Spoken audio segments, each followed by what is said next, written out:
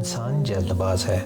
جب کوئی مصیبت آتی ہے تو گھبرا کر چیخنے لگتا ہے، اور جب اس سے نجات مل جاتی ہے تو وہ ان سنگین لمحات اور پرآشوب حالات کی ہولناکیوں کو فراموش کر دیتا ہے۔ ملاح کی موت سمندر میں ہی ہوتی ہے، یہی اس کی قسمت و مقدر میں ہوتا ہے۔ وہ بھوک جس میں سیری محسوس ہو نفس کے لیے بامنزلہ گوہر ہے۔ اولیاء کے لیے کرامت اضطراب ہے۔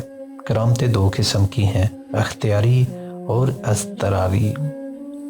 جو بندہ مقاصد زیادہ اور اپنی نفس کی خواہشات کو کم رکھتا ہے، وہی انسان سب سے افضل اور کامیاب ہے۔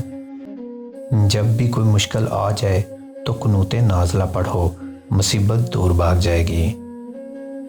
جس انسان نے درویشی اور عاجزی کو چنا، وہ قیامت کے روز اللہ کے سامنے سرخرو ہوگا۔ شمع کا کام جلنا اور پروانے کا کام جان نچھاور کرنا ہے، اس لیے شمع حق پر جان نچھاور کر کے بلند مرتبہ پا جاؤ۔ جو بندہ نیکی و بدی، شرارت و نفع کا علم نہیں رکھتا، وہ ذلیل و خوار ہوتا ہے اور آخرت کی دولت سے محروم رہتا ہے۔ سب سے بہترین انسان وہی ہے جو ضرورت کے وقت دوسرے لوگوں کے کام آئے اور اپنی ضرورتوں کو ترک کر دے۔